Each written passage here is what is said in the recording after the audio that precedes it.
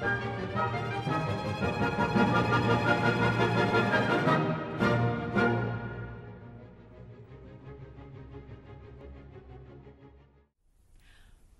I'm your host, Christina Haskin, and tonight my guest is Hans Wilhelm, an author, and his latest book is Courage. Thank you, Hans, for coming on and coming back again. We've had you on before, but your new book is Courage. And can you tell us a little bit about, for people who haven't seen you on my show before, your background and why you decided to be a writer? Why I wanted to be a writer, I just enjoy doing it. I enjoy making up stories. It's the closest thing to being God, playing God. You create all these characters and you just sort of create it out of nowhere, and then you just sell it, and it's your own worlds you're creating. I do mostly children's books. And I've been doing this for something like 25, 30 years now.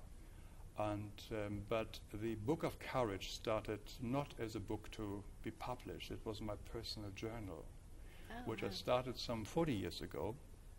And you see, when I was a child, I was very nervous. I was worried a lot. I took up all the worries and fears of my parents and society and so on. So I just always was concerned about the future. And I was never really relaxed. And also particularly when I went to youth and adolescence and so on, I really didn't enjoy it. I thought a sort of youth for me was something like a rectal examination. You just don't love it, but you have to go through it. Well, you grew up in World War II, right? After. I just looked that old, but I'm... No, I meant after, sorry. I grew after, that's fine. I grew after and in Germany. And so being concerned and worried all the time. Then one day I remember when I was sort of 19, 18, I read an article in a paper about a group that was meeting regularly, and one day some kids put a stink bomb into their meeting room. And when the people arrived that evening to meet, and they opened the door and out comes a smell, and they just sort of terrible smell, and they started laughing and sort of found it the most funny thing in the world, and they had the meeting outside and enjoyed it thoroughly. Now, this is not a normal German way of reacting to adversity, so I was very impressed. As anybody who can handle that, great. So I met them. And they was the first group in Germany who did transcendental meditation.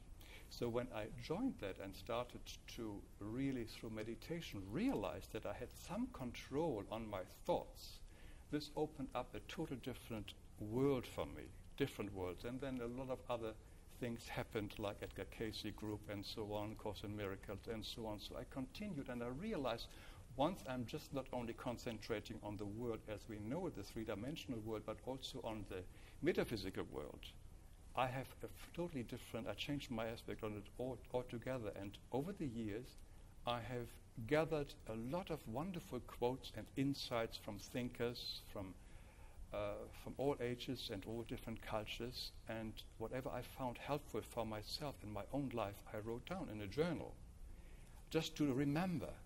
And I never intended to have it published, but it was my editor a few years ago asked me, says, we talked about it, says, well, can she have a look at it? And I sent it to her, says, well, she would like to publish it. So that's how it finally came out. Now, I totally reveal myself with this book because all my own fears and worries and concerns are in this book. Well, they're universal. I think that's what's very appealing about it, because for me, when I read it, it's...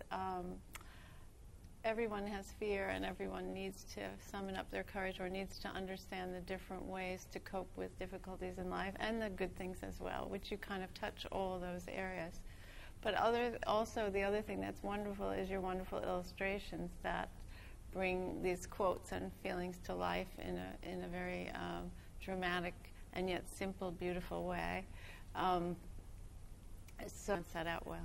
Yeah, I took great care. There are a lot of books with quotes on the market, but many of them just have butterflies and rainbows and flowers, and they are not really for everybody.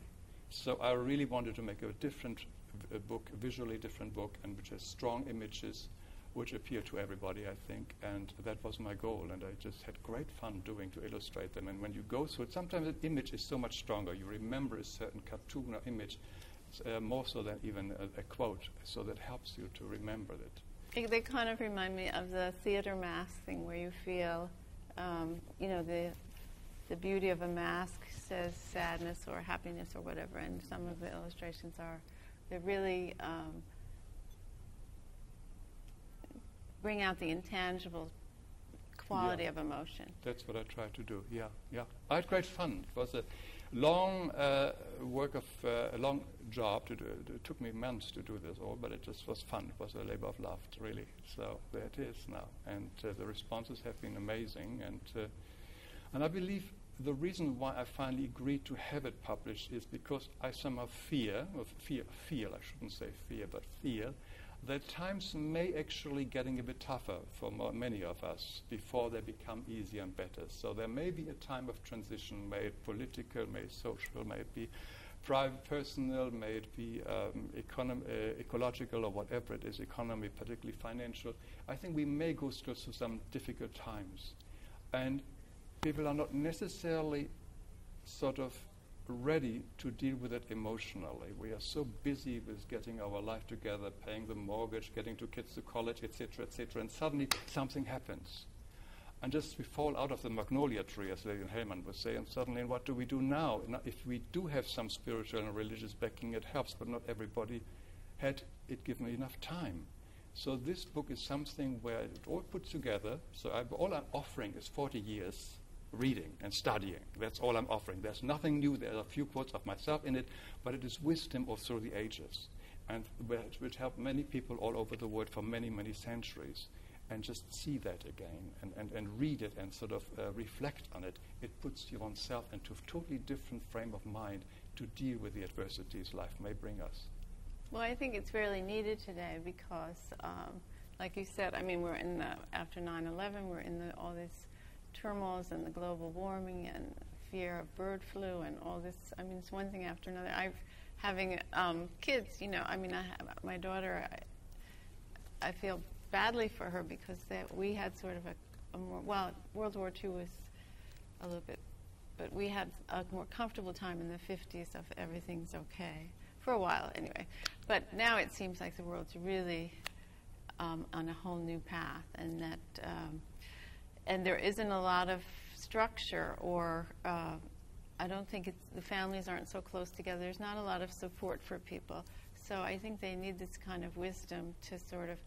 I'm sorry. No, go ahead. I mean, like I was saying, I love these kind of things because after I've read it, I will always go back and refer to this type of book and say, where was that thing that made me think about something, and I want to reinforce my thinking again. So I just keep reading it over and over, type of thing, and I think it's very useful for people. That is the idea. In the end, when everything is falling down, I think we're only left with the wisdom within ourselves. We can't lean, as you say, on anybody else or any church or any institution or whatever. We finally have to realize, to find out who we truly are. As Mrs. Roosevelt says, we're really in tough times. It's like we like tea bags and hot water only. Do we know how strong we are? And we do this best if we have found a way to truly listen to our inner wisdom. When we understand that everything is so beautifully, perfectly done for us, for the only purpose to learn to love again, to learn to love everything, because reality is nothing other than expression of love.